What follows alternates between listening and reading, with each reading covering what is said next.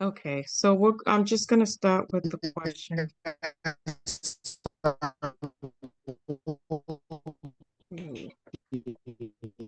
Network. All right, noise. Mohammed, I didn't hear you well, but if you can make sure you're, standing at a better place so we can hear you when you're actually given an answer. Is it better now? Yes, it's better. Thank you. Okay. Okay. So we can start. I'm going to start with Does somebody have a question? So later on, when they all come, then you go to your place. Make sure you're on mute when you're talking, like in your backgrounds, just so we don't get feedback in the recording. Okay, so we're going to start with the first statement. Everybody filled out a form that gave some questions, and we just wanted to get some feedback about the information regarding like age group and the impact of politics in Ghana. I'm a millennial myself, so I would not hide that part. I'm a millennial, so if we have more Gen Zs who signed up, a few millennials, so I'm hoping to have some of the millennials on. So if you're, like I said, if you want to answer a question, just make sure you let me know whether you're a millennial or you're a Gen Z. Let's just get to the first question because we're 12 minutes past.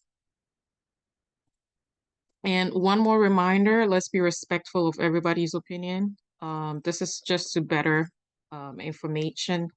It's just to inform the information we already have and also to better research the population in Ghana. Hopefully this can be used for something to educate the people in Ghana. So first statement is a statement. Again, you agree or you don't agree with it. Give an explanation why you agree or you don't agree. First statement is religion is part of the political issues affecting Ghana. If you agree, you can unmute yourself and talk, or you can raise your hand and talk.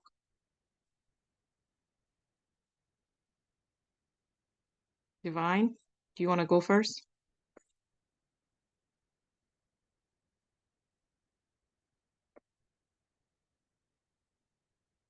Divine, you can go ahead and talk, and you have to unmute yourself if you're talking.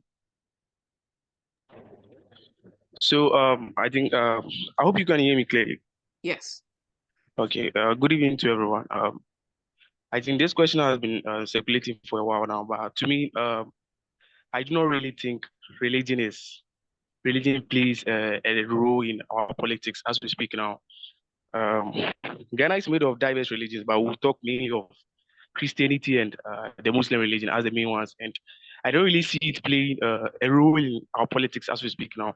What I'm actually seeing is the youth are actually getting fed up of what the politicians are doing, what those in power are actually doing. So they tend to even hate other religions than before, and they've now become even now it's like they are now more of being atheist than being religious. So now the youth don't want to follow affections and stuff. They want to go in all out with their own actions and stuff to show how angry they are at the current administration. So what I really see is religion doesn't really play a part in Ghanaian politics, but the youth are really awake, and this time around they don't want to follow any kind of religion and stuff because for the past years they've realized religion has been the main it has been the main barrier for them acting. So most of the times, our religious leaders used to preach, let's be peace, there shouldn't be violence and stuff. But it has gotten to a point where the youth have become fed up with it. And this time around, they are willing to go all out. They are not willing to pay attention to any kind of religious affiliations, giving them speeches and stuff for them to obey and stuff. So I see now, like, most of the youth now do not follow religion and they are not endowed so much into religion. They want to be free from the shackles of religion. They want to go all out and express their desire, express their pain, express their anguish. And that is what is currently happening. So I do not support the standard. Religion really plays a part in Ghanaian politics. Thank you very much. Thank you. And Divine, you're Gen Z? Yeah, I'm a Gen Z. Sorry, Okay. I'm a Gen Z. Okay. Thank you. Welcome. Anybody else? Anybody else wants to go with that statement? Okay. Hi, Gloria. Hi. Okay, so I'm Nanawa, and I'm also a Gen Z. Okay, go ahead. So, I agree with Divine. In Ghana, religion doesn't really determine our political decisions. Because let's call example is this year. Even though the running mate for NPP is from the Islamic religion, like the Islam religion, he is still getting the support of, almost the Christians who are also in the political party. So regardless of whoever is made the running mate, regardless of the person's religion, people are just after the party and the benefits they are going to get from the party. So even though he's a Muslim, he's going to churches to campaign, and the churches are still embracing him. So if we're really looking at the religion, then maybe the church should have said, okay, since you're not a Christian, you can't come here. But the fact that there are NPP people in their church, he's welcome to come around. So religion doesn't really affect so I'm saying no to the motion. Yeah. Thank you. I think Ebenezer, go ahead. Yeah, so on my view, I think Are you a Gen Z? Yeah, I'm in the JC. Okay, go ahead. So what my two colleagues said is very right. Now this time around, the youths are not after religion. We are after the one who can do the work very well. Someone who is capable to bring out policies that will favor the youths and that will bring development just to better the nation. Yes, so that is all what I can say for now. Thank you, Ebenezer. You're welcome. Mohammed, do you have anything to add, or we should go to the next question? Go to the next question. Okay. For me as a millennial, I want to add that the only thing that we, from my age group, we saw that with the religion part is in terms of, I wouldn't say mental slavery, but it's kind of like religious kind of mental, stagnation. It's not progressive. So some religions are keeping the citizens at a place which is not helping them progress, because in the Western world, we are in the Western world, they have they improve mindsets of the people. They let the people do the work, search the Bible, the Quran. You do those things yourself, not a pastor feeding you everything.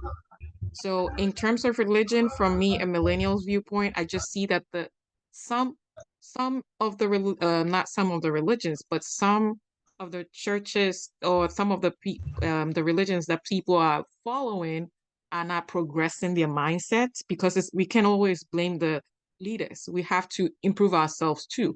But if religion is keeping you at one place, you're going to church from Monday to Sunday, how are you going to go out to be creative and look for a job? So from my perspective, that is the only part that I see religion playing a part, and not making the citizens, some of them, not all of them, a few of them, not do some of their work that they're supposed to do. And they always blame the leaders for it, even though they're also part of the problem. Who just raised their hand? Divine, did you raise your hand?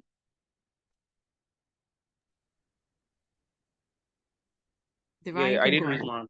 Okay. Yeah. What you're saying is, I don't want to dispute what you said, but that was before. Like, what is currently going on in Ghana is recently, as we speak now, the youth are willing to work, even 7 days in a week. They are not willing to spend any time on any religious worship or whatsoever. The youth are really, really, really in need of work, and they have the zeal to work. That is what is currently going on. That was before. Before, the youth used to be very much spiritual. But as we speak now, it has declined very much. That the youth are willing to work, even on Sunday.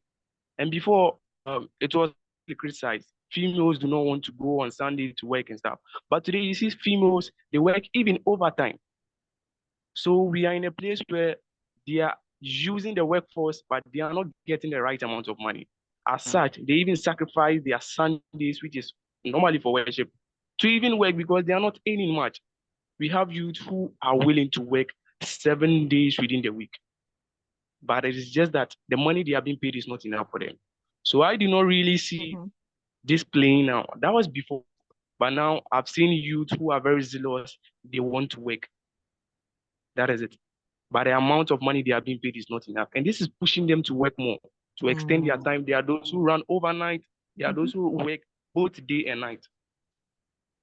I don't see religion playing a, we have a lot of youth whereby they've now made up their mind. They are not going to follow any religion at all. They are fed up of this kind of life. This is the best, this is the best, this is.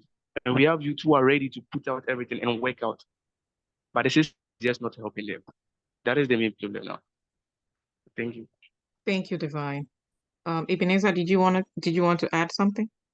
Yeah, I want to add something to what Divine said. So, I'll use myself as an example. I work with 2 companies. In the day, I go to a different place to work, and in the night too, I go to a different place to work. All right. Now, I have a reason for doing this. I want to pursue a career, and that career needs funds to be able to pursue that. And in that case, if I don't leave my comfort zone to come out to look for fun or money just to pursue the course, I don't think my dream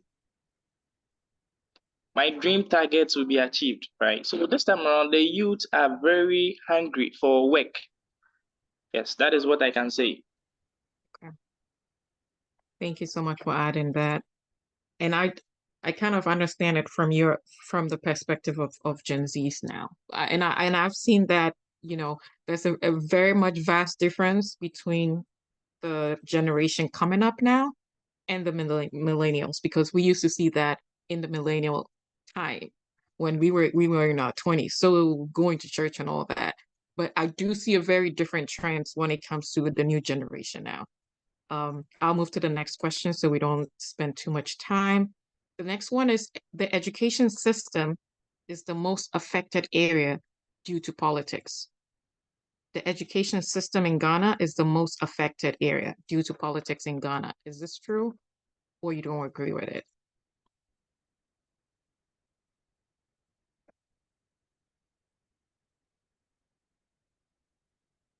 Who wants to go first?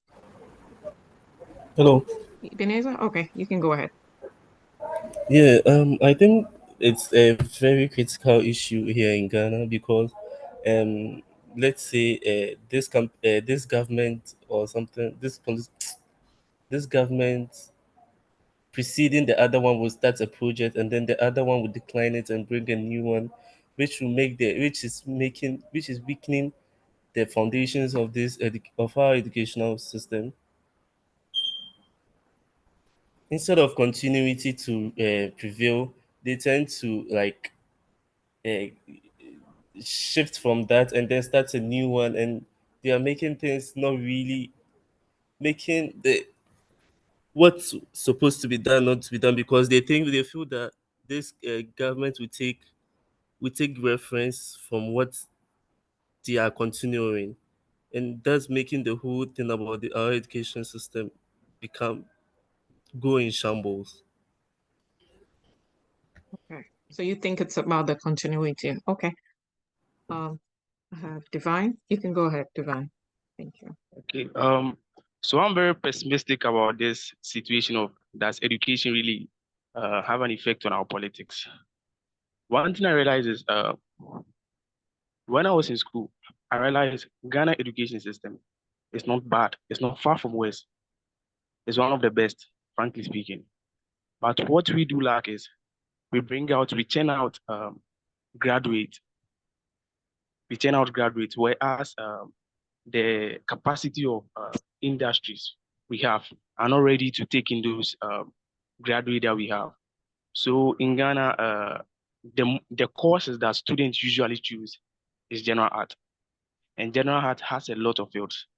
So in Ghana, you turn up where you have a situation where we have a lot of teachers in the system as compared to other health service sectors, the business sector, and stuff. What is actually affecting Ghana is we are failing to produce the capacity, which is graduating. Aside, they do not have the experience to work. So in Ghana, we have an education system. It's not far from West. It's one of the best. Despite it's very slow, it delays us a lot. And we do not get to learn most of the practical aspects. Most of these practical aspects, if you go to the developed countries, most of these practical aspects are not given by the school they go, but actually it is by these companies. They collaborate with the schools and they provide the students with these facilities. That is what Ghana is lacking. Ghana lacks the industrial power. We lack the industrial power. So you have an engineering student who is studying general science, and you go to their physics lab, all they have is a simple harmonic motion. They only have a simple pendulum. Nothing. People complete secondary school, and we do not know, we cannot differentiate between hydrochloric acid and ammonia gas. These are the things we are questioning. And this is not something which is based on our education system. Because our education system is structured very well. If you take our textbooks, they are one of the best. But what is really worrying us is that we do not have the industry, the companies who partner up and build up our practical sectors. Because we have students, we have the minds, but what is actually affecting us is we do not have the technical know-how. The practical skills are not there. So you have an AI engineer from Ghana, intellectually, book-wise, is very good, but practically he's very bad. That is what we are facing now. We need to partner up with so these companies can come in, the IBM, the Microsoft, the Google, they can come in and partner up with our institution. So that is what can help our education system. Our education system is not bad. It's one of the very best. We are learning a lot. We are earning a lot. But because we do not practice what we learn, we get to lost all the skills we learn. That is what is affecting us. Because you cannot have the whole textbook in your head, but you can have the practicals of that whole textbook in your head or in your hands. It can be on your fingertips. That is what is affecting Ghana now. We need the practical, we need the technical know-how. And it is not only achieved through learning from classrooms, but partnering with institutions, with companies, and this will provide the space for us to be able to learn the practical field. That is really affecting us. That is really affecting us. Thank you. Thank you, Divine. Mohammed, you can go. There's a lot of interference in the education with politics. Like 2000, if I can recall very well, 2007, the senior high school used to be 8 years. And Kufuor came and changed it from 8 years to 4 years. Then another president, I can't remember the president, that came and changed it from that 8 years from that 4 years to 8 years. And I can't actually remember that story, but there's a lot of interference into our education system. And again, this free senior high school is a very nice policy, but the implementation is wrong. I was part of the free senior high school. Those started the free senior high school, and the implementation started off very well. But the double track system come and spoils everything. If you get any grade, they will accept you inside the school. Without, if you want to get grade 30, grade 1, they will accept you inside the school. And that is destroying our education system in Ghana. They must have a cutoff point so that those people who do not reach the cutoff point can sit down, then rewrite it again, then pass. But right now, they don't have a cutoff system. Everybody is pushed into the senior high school.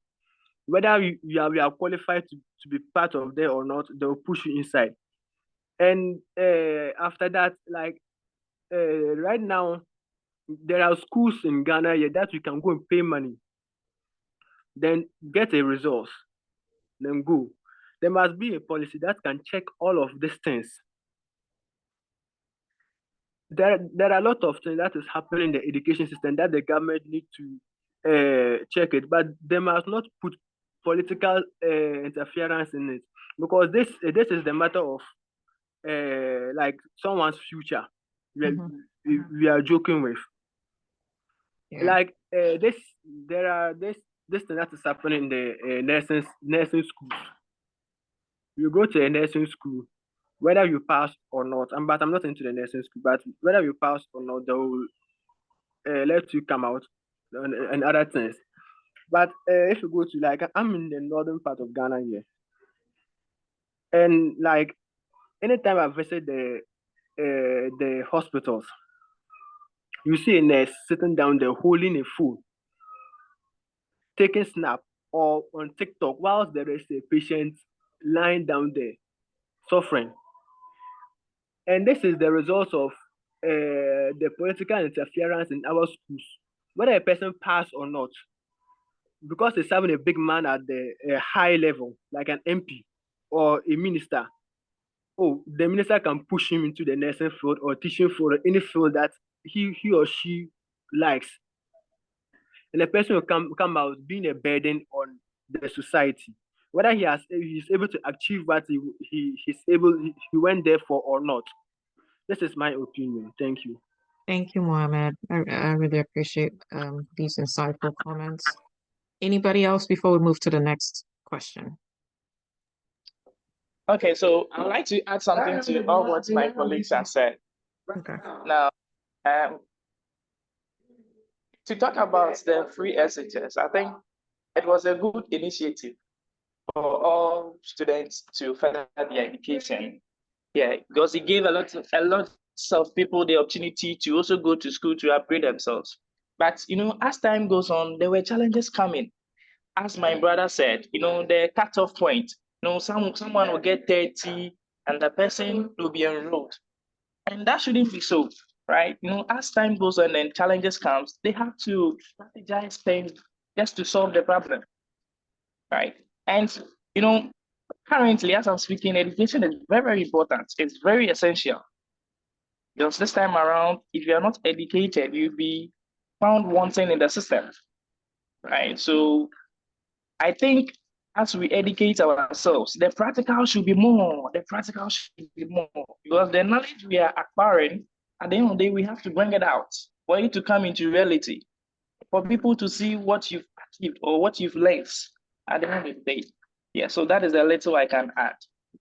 Okay, thank you. And I'll ask just from the Gen Z's opinion, and to explain the track system, not the track system, but the 4 years back to Tamils took us back to 3 years. Yes, I was I think I finished high school as soon as that thing was introduced by Kufuor. So yes, sometimes one thing that I asked my friends in the government is, did you pilot test the free education before you implemented it? I know it, and then they all say no.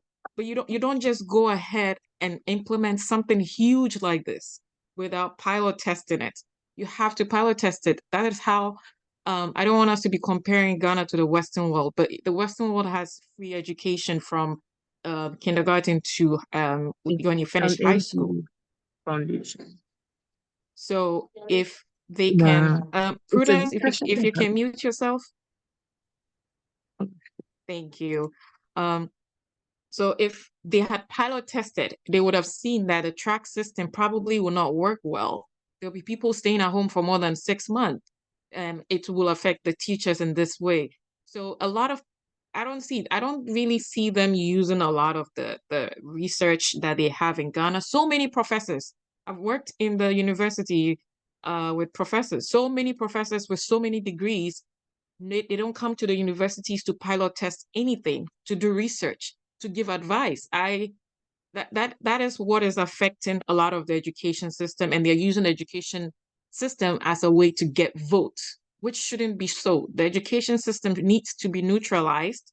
You shouldn't do a campaign and say, I'm going to do this for education. No, there needs to be a set up plan for the education system in Ghana, for like a 50-year plan that everybody has to continuously follow that, and not use it for politics. Because even though it's a good idea to give free education, because I remember my cousin whose school fees was not paid, so he didn't finish, senior high school. But now with the free SHS, it is helping a lot of people. But we have to do it well, because then it's going to also affect a lot of people in the future. I have to move on to the next question. So I can't take any more comments for this, but you can add like a summary at the end when we're almost done, when we have to go to question 3. That's the question. Let's see here. Here it is. Question number 3 is MPP or NDC is still the number 1 choice in Ghana politics. Do you agree with this or you don't?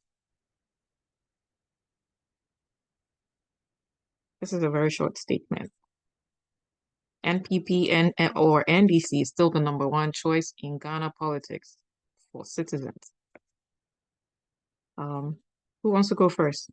Mohammed or Prudence? You just joined. Do you want to go first? Let me go first, Mohammed. Oh, Mohammed, go ahead. Yes, MPP and NDC, they are the main 2 political parties and choices of Ghanaians. And the reason is that, like, let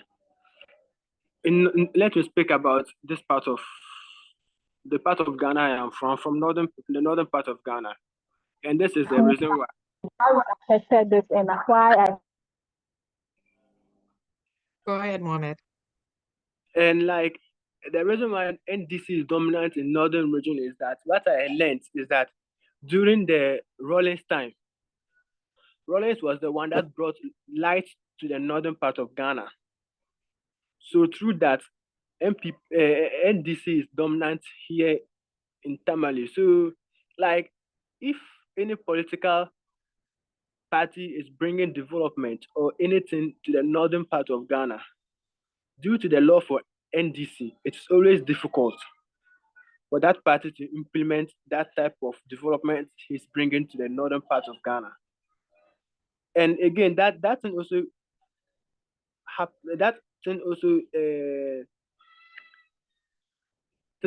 happens like MPP also, they have their strongholds. So if another party wants to bring a developmental issue, a developmental project to that different part, into their stronghold, that party will not agree because it will break the dominancy of that party in that particular part of the region. And again, because our parents, like example, maybe you are born into an NDC or MPP house, and your parents is an NDC or MPP, so we are like automatically attached to that party, whether you like it or not. Okay. So this is my opinion. Thank you for sharing that. I will receive one more comment about that. Hello. Hi. Yeah, I also feel like since it's the oldest, these 2 are the oldest parties in contemporary Ghana. I feel that's why their dominance is all over the country. And I think then this one trying to come in, which is the new force, kind of have the Gen Z's vote or something. I think it's coming in with a new policies and all that, which we feel that the Gen Z's is for the Gen Z's rather than the NPP, NDC having these millennials and all to rule us. So we feel we need a maybe a Gen Z or someone who is in his youth to lead us. So we feel the new force can do something. So did you do all agree that the MPP and the NDC are still ruling in Ghana? They're still the majority. Do you think Ghanaians' mind would change very soon? It will be very difficult, but gradually. It will be very difficult for the minds of Ghanaians to change. Okay. But I think gradually.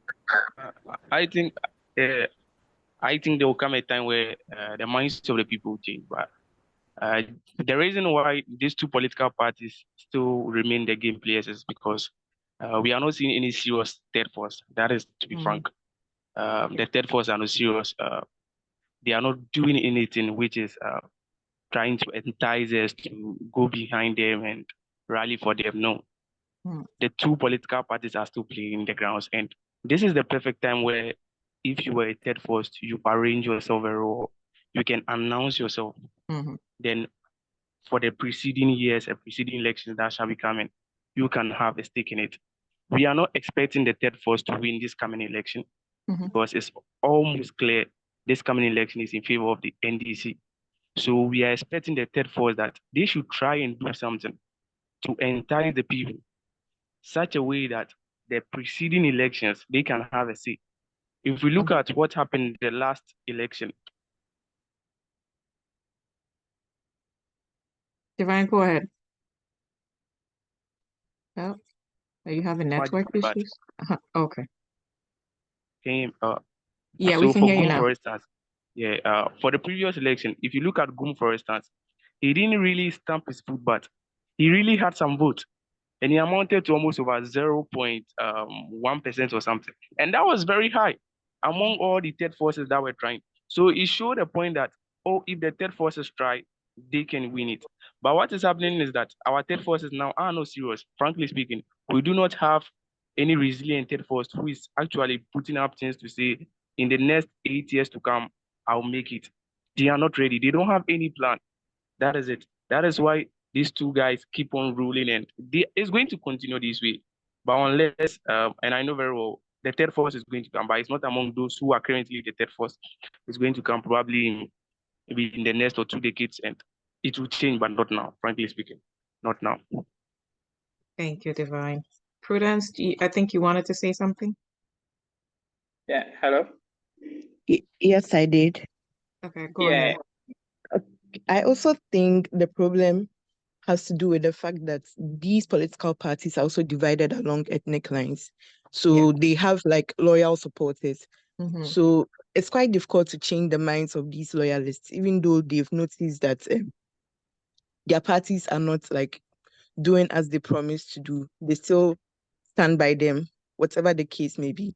So sometimes I think the problem is sort of like a grassroots problem where we need to, even though people are seeing the evidence of these parties not executing the tax, we still need to sort of break their minds away from that loyal perspective they have. Yeah. Thank you, Prudence. And I'll add something to Shirley to that from a millennial perspective. Anybody else wants to go? Ebenezer, did you want to go? Yeah, I want to go. Okay. I also think that MPP and NDC are the two strong parties in Ghana currently now. The new force, is a new party altogether.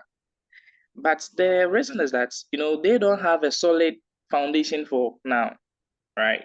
Because they are new in the system and they need experience before they can take over from this NDC and MPP. With MPP, they have been in the system for a very long time. They have a solid foundation and then they have a large population. Now with NDC too, they also have a strong and then a large group of population, right? And these two parties, we've experienced them. We've seen what they can do. We've seen their work. Yes. So I think that when we give these two parties or when we continue to vote for them to, lead Ghana, I think it will be best for us. Yes, because we've seen what they can do and then we've seen their past histories and then their records. Yes, that's what I would say for now. Thank you. From a millennial perspective, when I was 18 years old, my first election that I had to vote, I voted for CPP because at 18 years, I had seen the trend of MPP and NDC. My very first election, I voted for CPP because I was thinking, we need something new. And that's like some years, like more than a decade ago. So until now, I really don't see any change in Ghanaians. Since 18 years is when I saw that these two parties have been the same way. They come, things really don't go well. Things don't go well. Most of them are just looking out for themselves, not for the country. In most other countries that are much more developed now, people were looking at the interests of the country and not themselves. And the ethnic, how do you guys say, tribalism and politics is just very sad in Ghana that we always attach our tribal groups to a specific political group. and it hasn't changed also. I haven't seen any trend changes. Probably I have seen a change in the Gen Z's mindset concerning these two political parties, which I feel that in a good, 10 to 20 years, when the Gen Z takes over more of the population in Ghana, there might be a change. When Gen Zs become more than, our parents, my millennials, because the millennials, they're the same way. They still think about MPP, NDC. They haven't changed their mindsets. A lot of people are in to just get rich for themselves, but then they forget that if you're getting rich for yourself, that country might not be there for your grandchildren, for your great grandchildren. Are they going to go live on a foreign land? Because most of these people that become presidents, like the president right now, his father was president. So he wanted to be president. And I'm sure they want their grandchildren to become president of Ghana one day. But then they keep forgetting, if you're doing all these horrible things to the country, how is it going to be available in 20 years for your grandchildren to take over? So I am very happy and positive about like the Gen Z's mindset about these two groups right now. Because when I had it then, I was part of just a 0.0 population that had that mindset. But now I'm seeing that more of the Gen Zs are having that mindset. I don't think we can count on millennials. It's going to take a long time when Gen Zs can be the majority in Ghana before that can change. If they don't succumb to, the same political tricks that people play for them to join their political parties. That is just from a millennial viewpoint. I really don't see a change right now, but I'm very hopeful that when Gen Zs take majority, there probably will be a change. Anybody has anything to add? And I'll move to the next question. Okay. So we have, do you think the youthful presence in Ghana politics has positively impacted development? Youthful presence in Ghana politics has positively impacted development. Have you seen something? Have you seen any youth who has been in parliament, has done something, a change? Because from my viewpoint, I haven't. So do you think that youthful presence in politics or in parliament right now has caused some positive change? Have you seen a youth, maybe, let me see, 40 years and below, any person who's a minister or in parliament that is doing a very good job? Do you think having more youth in politics might have a positive change? Or is it working right now? Divine. Hi. Okay. Yeah. Sorry, Okay. Divine's hand was up. Go ahead, Divine. Okay. There are youth in politics, but frankly speaking, they are living below their expectations.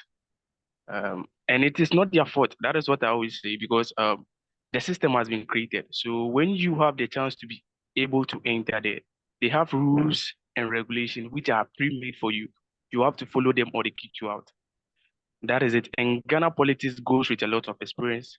The experienced ones knows how the ground rules, and they can tell you, if you do this, you are going to win the election. If you do this, you are going to lose the election. So normally when the youth come, they usually fall under these aged ones to be guided in order to be able to stamp their feet in politics. So when it gets to their part, they do not play the roles they need to play.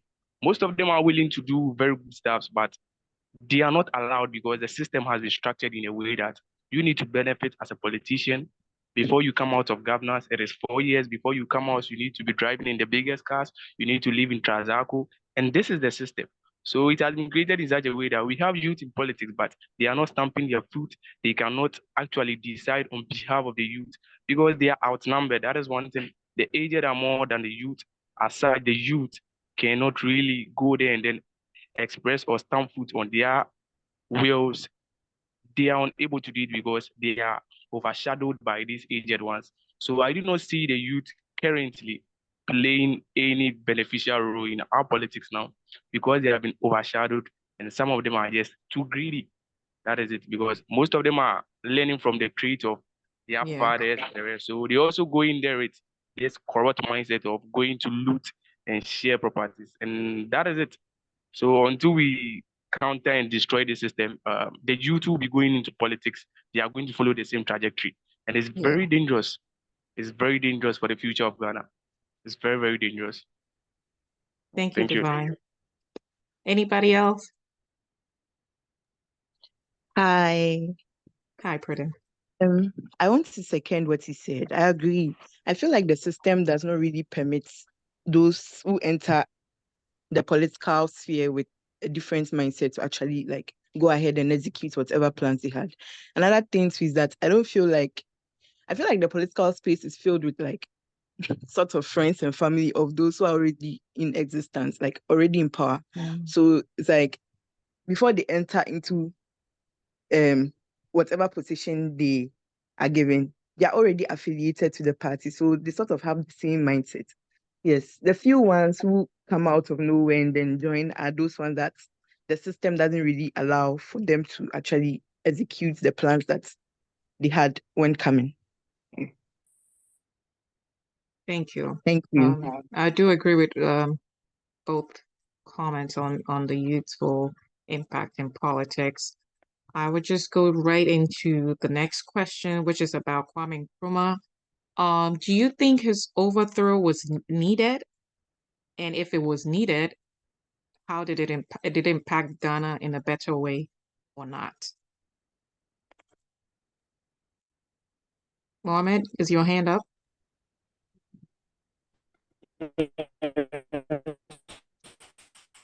Mohammed, you have to stand at, probably you have to reposition yourself. My hand is up. The over. Okay. Okay. I can hear you now.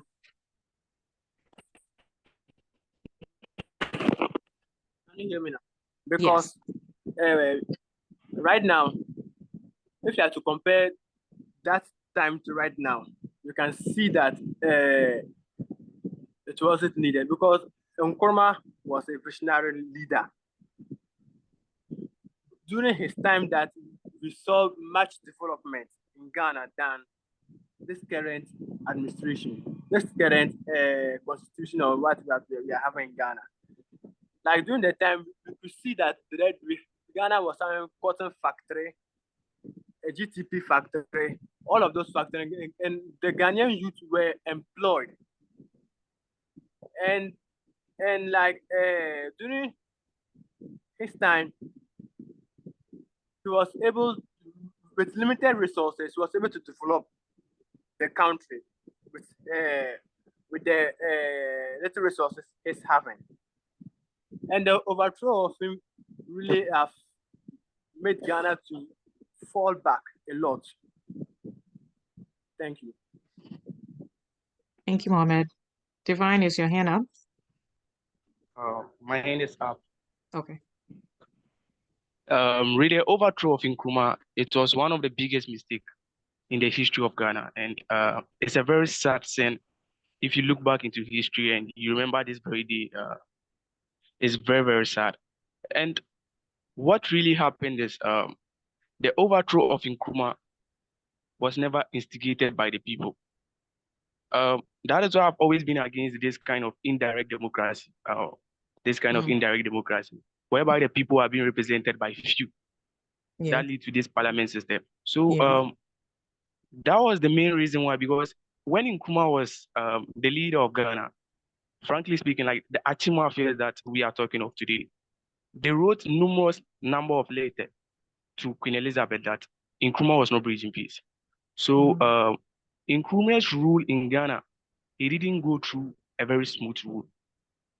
He was always facing assassination attacks. Nkrumah's first assassination attack was when he traveled from Accra to Kumasi. All CPP political party members in Kumasi needed to flee to Greater Accra region. There were a lot of things Nkrumah was undergoing. Why? Because this kind of indirect democracy. So within the CPP, Nkrumah had a parliament, and the parliament was made of both people from the UGCC and people from CPP. Now, when these UGCC guys with Asante region having the greatest population in Ghana, when they go out to the people, what they tell them is Nkrumah is not treating the country well. So one of the major things they used in deceiving the youth of the country and the people at that time was Nkrumah had given loan to Guinea. At that time, Sekou Touré had independence from the France, and they left nothing behind in Guinea. Guinea was not left with even a bob light. because they opted against the pact. And that pact enshrined any colony of France to pay levy to them. That was what Sekou was against. As such, they destroyed everything in Guinea. So Nkrumah loaned money to Guinea based on the 1960 constitution. He loaned money to Guinea, but it was misinterpreted to the people. And it was said that Nkrumah has now left Ghana and is developing Guinea. So on Nkrumah's tour to Vietnam, it was noted that Nkrumah knew very well that they were plotting a coup d'etat long before he went to Vietnam. And it was arranged by the CIA also for Nkrumah to go to Vietnam.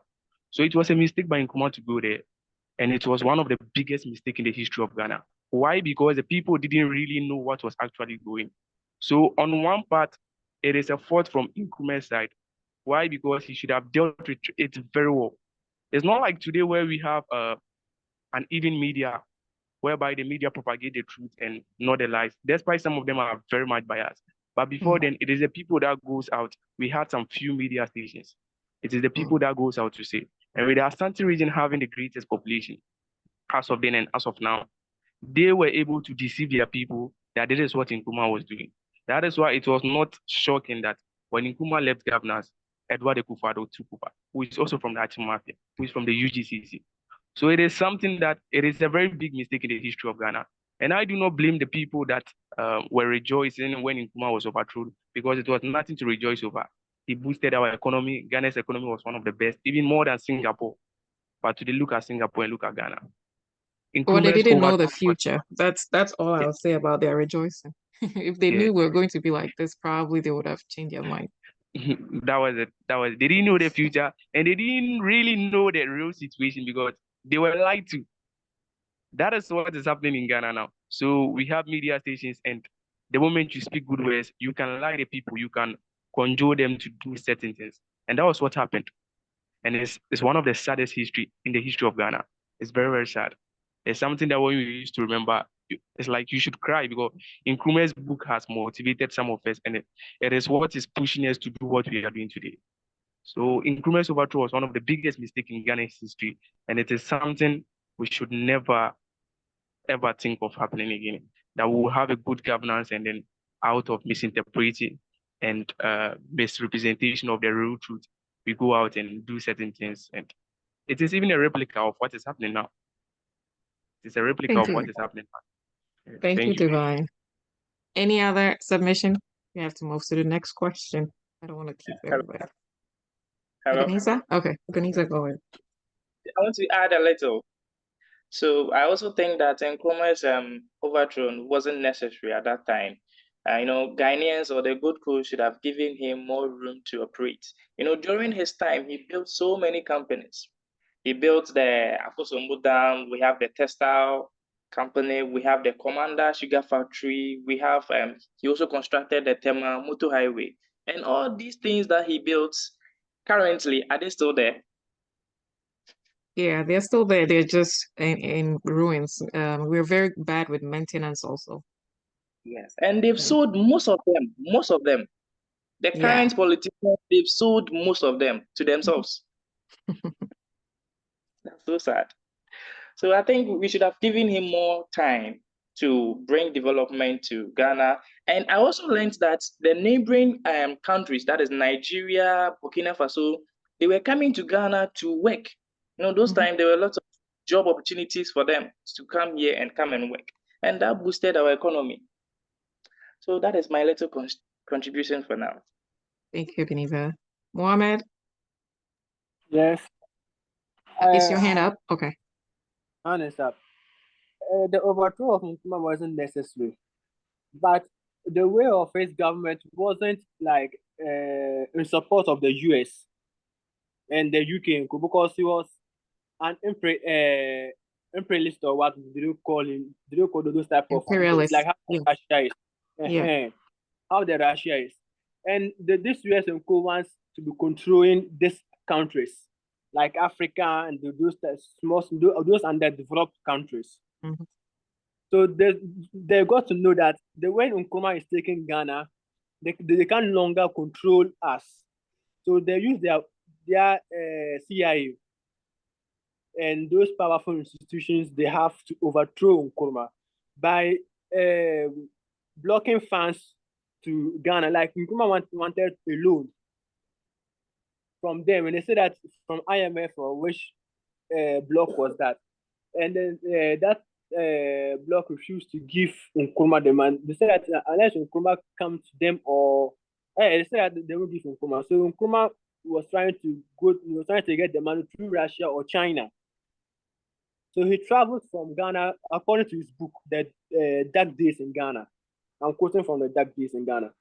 He moved from Ghana to China, on his way to China. On his way, that the overthrow happened. It happened that when he immediately landed on China soil, they informed him that there's a coup in his country. According to him, that he wanted to fly back to Ghana, but his journey back to Ghana will not be fruitful again. Thank you. Thank you so much. Yeah, you've said a lot about Nkrumah. I just wish they had continued what he had started, because most of his projects were not finished. Like the University of Cape Coast, I learned about, because I went to University of Cape Coast. He started it. He had a whole plan of how the university was going to look like, but he did not finish it because they overthrew him before he could have come back and finished it. And if you take over, you would think somebody would have finished it, but that's one thing about Ghana. They don't want to finish stuff. They don't want to maintain things. That is also some of the problems that we face with these kinds of politics in Ghana. It's not just one political party. It's all of them. So you can see that in terms of maintenance, probably it's from when they overthrew Nkrumah. That's where the maintenance culture was lent, because whoever took over from Nkrumah did not maintain some of the stuff that he had started. And it has gone down all the way to this new political parties that are here now. Let's move on to because the first 3 questions were about Nkrumah and his legacy. Let's move on to number 9, which is a question and a statement. Why sell the country's assets and receive less percentage in return? And then the statement continues that, don't worry, Ghana has anti-corruption institutions and think tank organizations that double check all these things. So we're fine if they sell the country's assets. Do you think this is true? Because the political parties or the government always uses anti-corruption institutions to double check all the assets of the country that they are selling. So we shouldn't worry about it. Do you understand the question? Okay. No, please. Could you repeat it? Okay. So why does the government sell the country's assets and receive less percentage in return? Even in terms of assets, even resources, like the oil that was found in Takoradi, Ghana does not really receive a lot of money from it. It's usually operated by a foreign company. They receive majority. There are a lot of assets that were sold, and the country does not receive a lot of percentage out of it. They just receive a little bit. But the next statement is just consoling us and saying that we shouldn't worry when governments sell these assets because they do their checks. So should we be worried, or we shouldn't be worried when they sell these assets?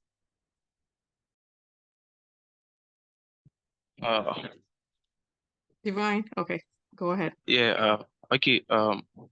I think this question is we should be very much worried. We should be very much worried. Even at the first place, selling our properties for these few percentages and areas is something that is abhorrent at the first place, and trying to cover up with. We have an anti-corruption team or whatsoever, of which we know since the past it is something that never existed. But one thing is, I came to understand the reason why most of the times when companies come to invest in your country, and in terms of crude oil and stuff, lithium, like the recent lithium they're about to mine and stuff, they intend to give us some little percentages, and then the percentages keeps on growing with time and time and time. But the real problem with that is corruption. That is the real problem with that, corruption. Because we do understand that for you to be able to mine gold or whatsoever, you need a lot of machinery, and this machinery also comes with a cost. That is the main reason why when they come, the percentages are not quite high because it's a risk, and they calculate the number of years of mineral deposit you have, and if the years are not that much, they have to do their cross benefit analysis and check if they are going to run at a loss or a profit. And every company wants to run at a profit, so it is fair when sometimes they come in, they analyze, and then they bring out certain percentages. But we know the percentages grow with time. But the only place we have a problem is the corruption. The few percentages they get on their staffs are not properly mobilized for the people. They end up embezzling all the funds. That is the only problem we have with them.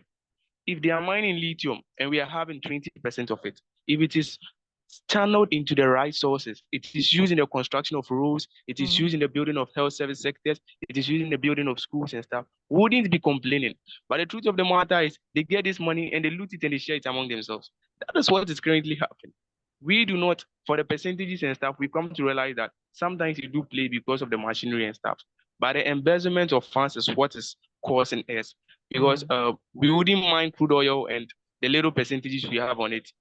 Our ministers and staff just share it among themselves, loot it, and we don't see any, because currently, Ghana is the leading producer of cocoa, the second leading producer of bauxite in the whole of Africa.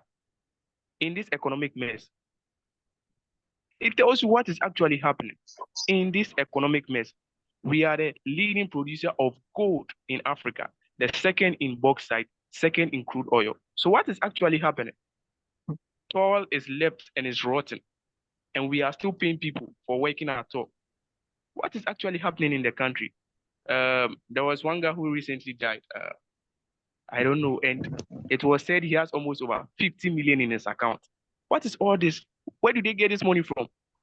We went to IMF for 3 billion, and the amount of money we have with our ministers now, if we are to combine all of them, it is even more than the 3 billion we are going for from IMF. These are the questions we keep asking. The kind of corruption under this government is just uncalled for. And it is something that has keep on repeating, and there is no accountability for that. We take 20%, and that 20% is not channeled into the right sources. We have no school to show, we have no health sector to show, we have no roads to show, and we keep making noise that we have the guys. That is our problem. We don't matter the percentage, but if it is channeled into the right sources, we would be very much pleased. But the only problem is it's not channeled. Thank you. Thank you, Divine. I'm just smiling because, I agree with you. It's been the problem ever since. We just, I don't know. I usually don't have an answer, but I'm really, at least the Gen Zs are passionate about this, and hopefully something can be done in the future, because I don't see any solution now, but I think that there's something coming up in the future. Anybody else wants to go? I see Ebenezer, your hand is up. Well, I think I agree with what brother Divine said. So the corruption is too much. It's very serious. And this time around, when we are in need of fund, and then we get a support from these neighboring countries, by the time the money is channeled into the main projects, then the money is almost finished before we initiate the project. Because those people who led us to get that kind of fund have their share, they will have their percentage before the actual program or the actual project. Yeah, so that is what I can say. Thank you. Thank you for adding that. Anybody else? Prudence, Nana, something? Hi. Hi, Prudence. Please, I want to answer the first part of the question, why I think the country sells their assets for less percentages in return.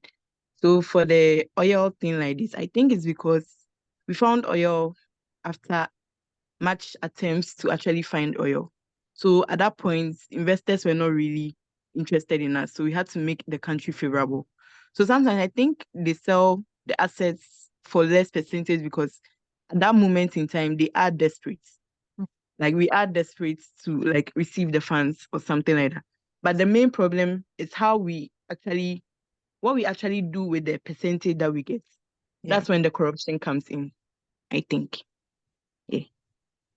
I agree with that. Thank you. I think that's the same thing Divine and Ebenezer shared. If only they were using that small percentage to do the roads, not put it in don't use it for their personal use, but actually put it in the economy, it would have been something else. Anybody think, Mohammed, did you have your hand up? Mohammed, yeah, your hand is still up. Okay. The reason why Ghana will sell our assets for less percentage is as corruption. They don't put Ghana first. They don't. Please make sure you're mute if you're not talking so we don't have feedback. They don't put Ghana first. Because if you have your country at heart, you will not sell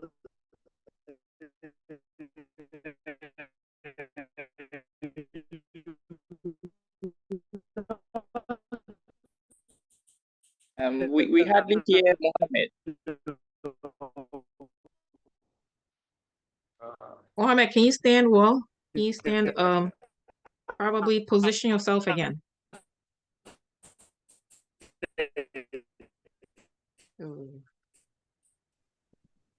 Mohammed? or Okay. is happening in the oil field. Yes, can you hear me now? Yes. It's due to corruption because they don't put the country first. They don't have the country at heart. They always think about themselves first because they know that if they go through this deal, they will get this percentage of money from it. So whatever percentage that the country gets, they don't care. Whether we get 10%, 8%, or 2%, they don't care. They are only interested in their share of the money that they get. Like what recently happened at the GNPC board between Kennedy Japan and the board chairman for the GNPC, because Kennedy Japan had a fight with the board chairman because he's having a percentage in the deal that is currently going on there. This is the same thing that is happening at the oil field. The person that go through with the deal has a percentage there. So, like, they don't care whether we, the ordinary people, if the thing is affecting that, they don't care because they are really interested in their shares. If they are getting 1 billion or more than that, $1 million through the deal, and Ghana is getting this amount of money, then they don't care.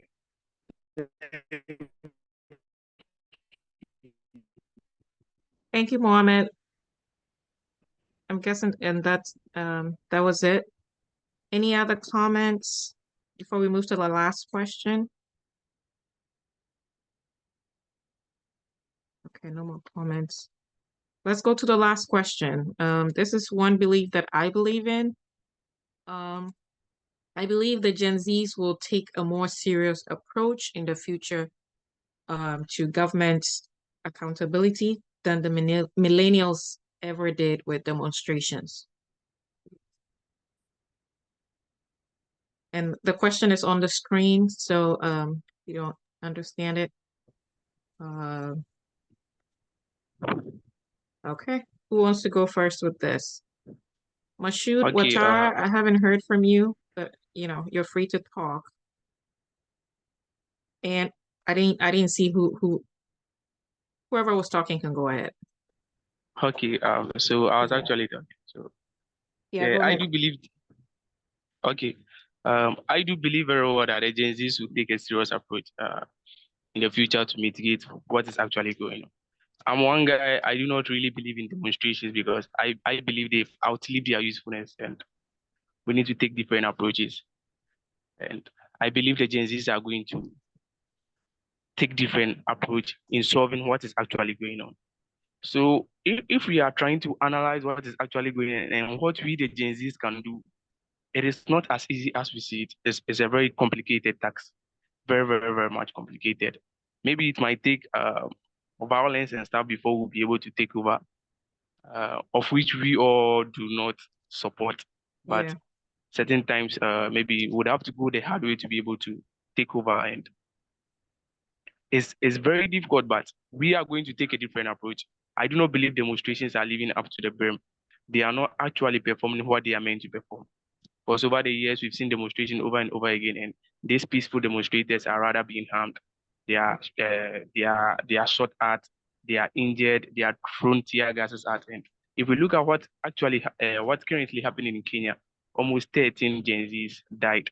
They passed out, and no one is going to account for it. But we've Yeah. seen how it has set the government on the footings, and he is now listening to them. He even held a meeting on X to speak to the people. So it tells you that demonstration alone does not play a part. By not violence, but the kind of aggression you show actually plays a part. We were thinking the media would have been able to perform their very due diligence in solving this situation, but it has been seen that it has rather been infiltrated by these political parties.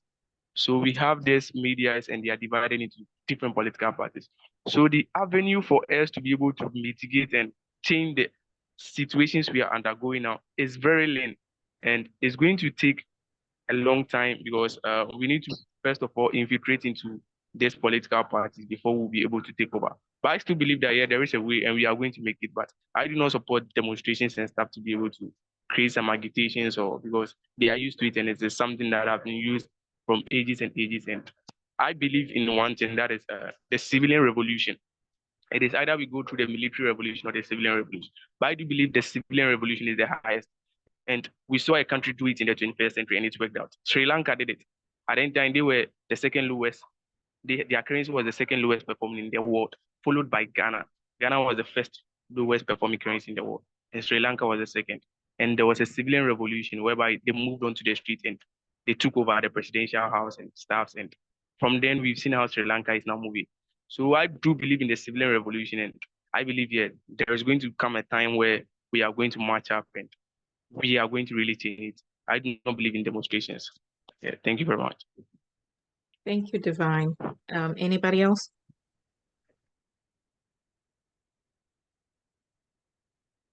Mashu, do you want to go? Oh, Prudence? Hello? Hi, Prudence. You can go ahead.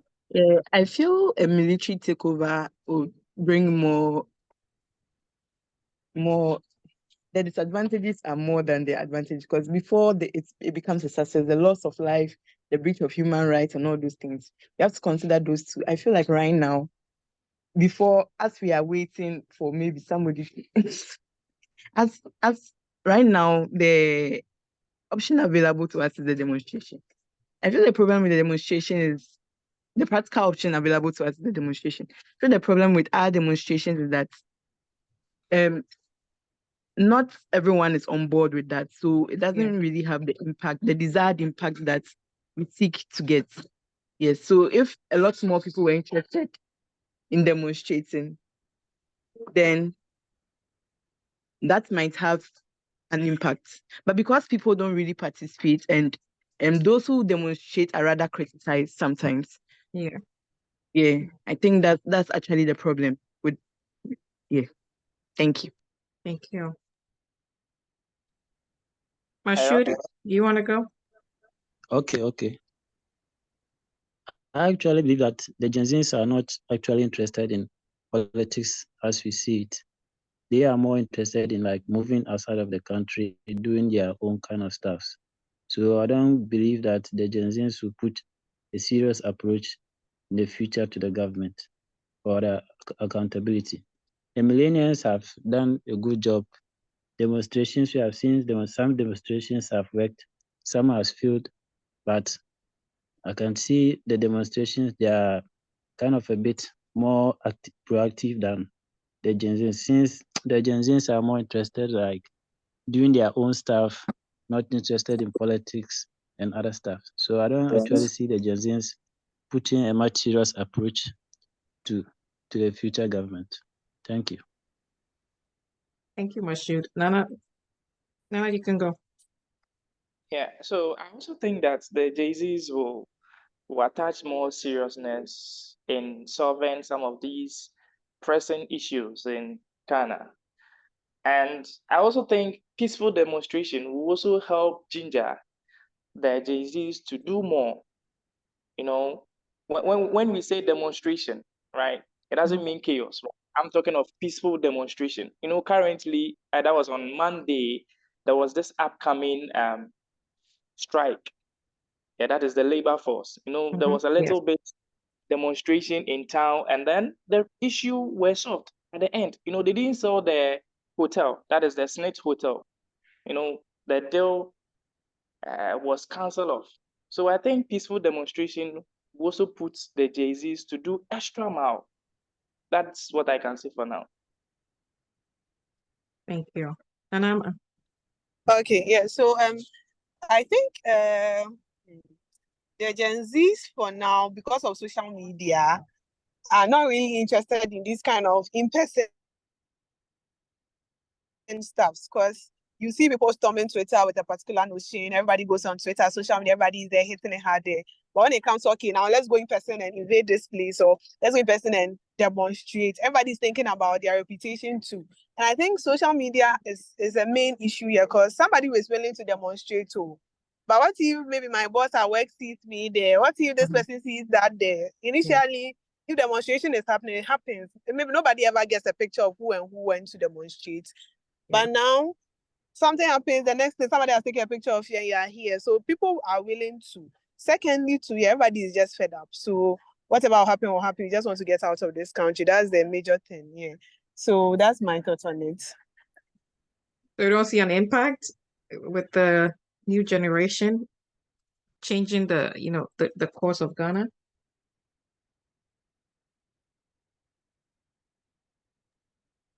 It's still the same question. So whoever wants to talk can go ahead. I feel like the Gen Zs can, but the problem is, do we want to? I think most people are not like, they don't have that passion to actually fight for the country, because most people have given up on the country. Yes. But I feel like if somebody has the passion to do that, they can. Especially, as she said, with social media. I think social media is a very powerful tool. So, yeah. Anybody else? Okay.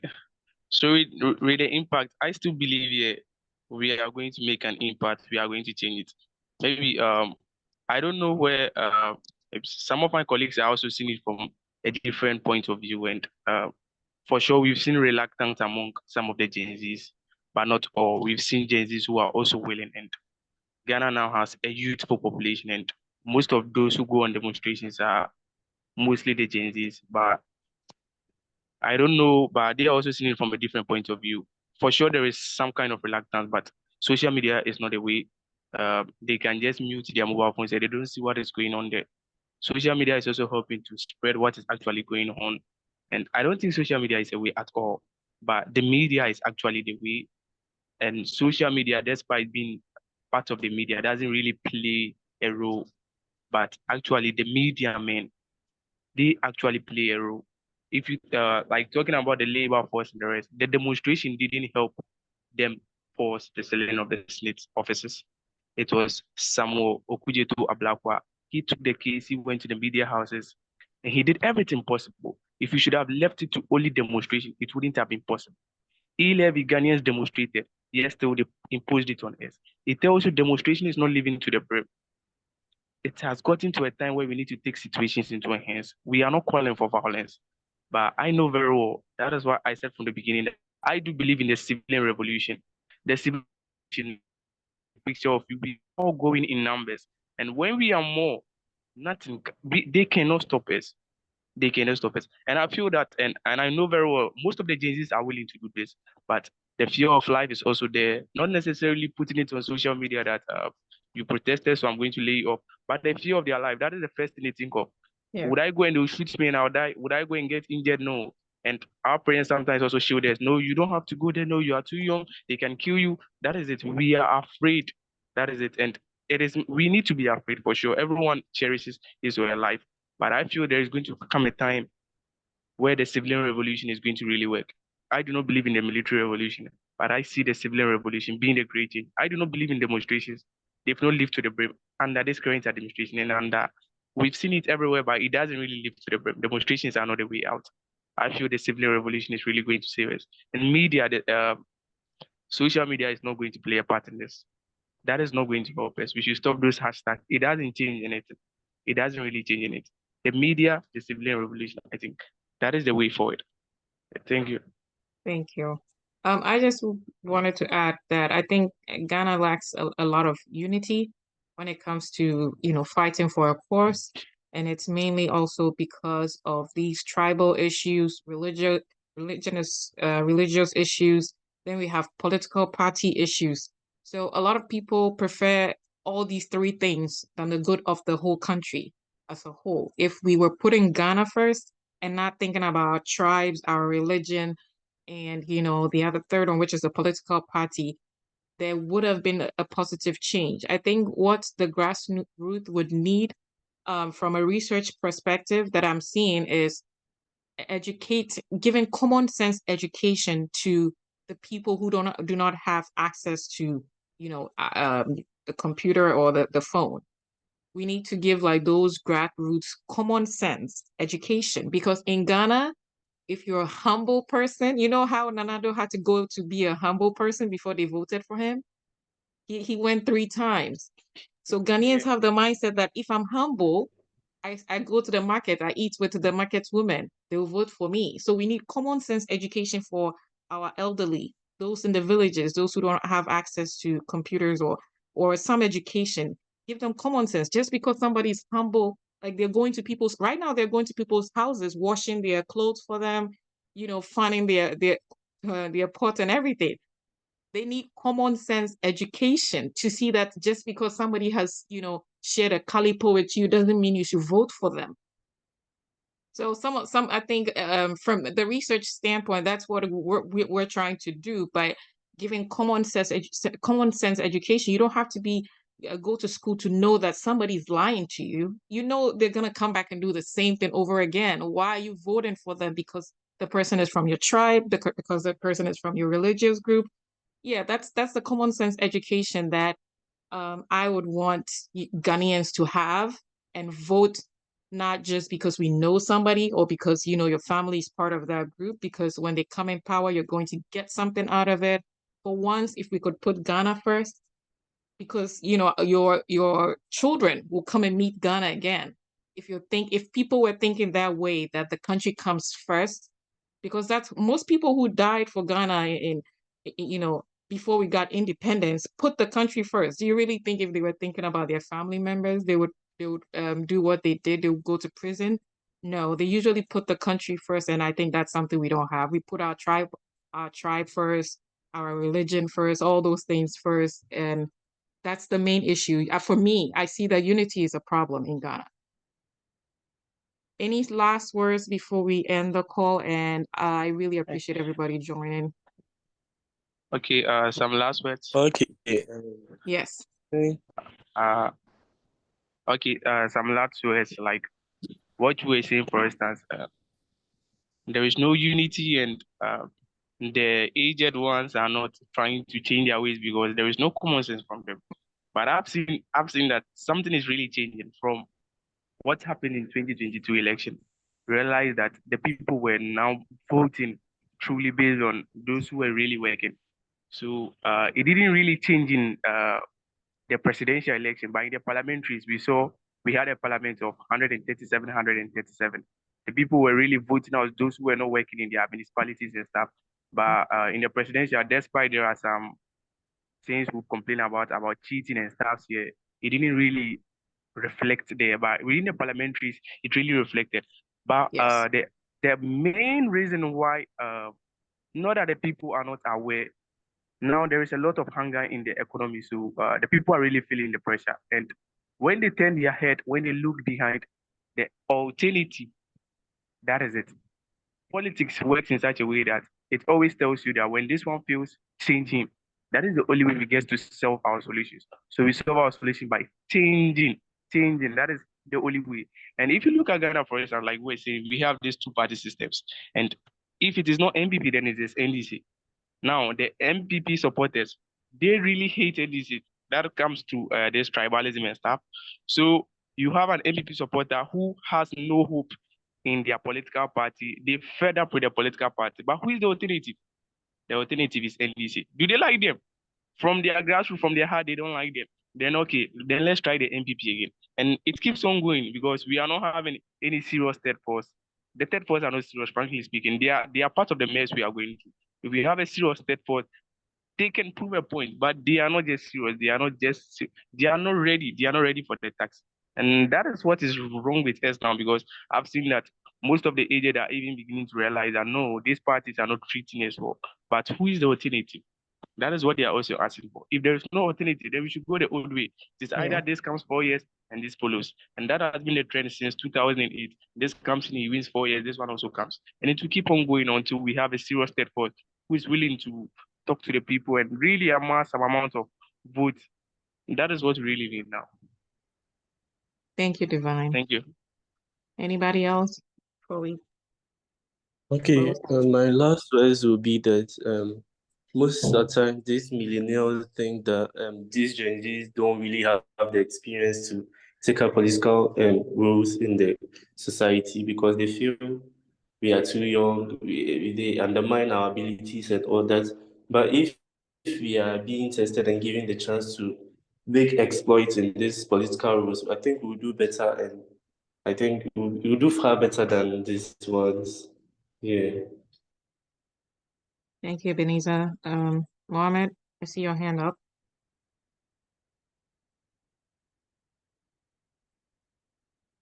Yes, like I don't see the Gen Zs really doing anything to change the future. Like they follow the millennium more than like them sticking to what they really want. Like the political system in Ghana, like we have godfathers and those type of things in the political system. If your godfather believes in this, you will automatically like think to also go by him. And like we are not in Ghana here, like our culture or religion did not make us to be self-independent, like to think on our own. So like Mohammed, reposition yourself again.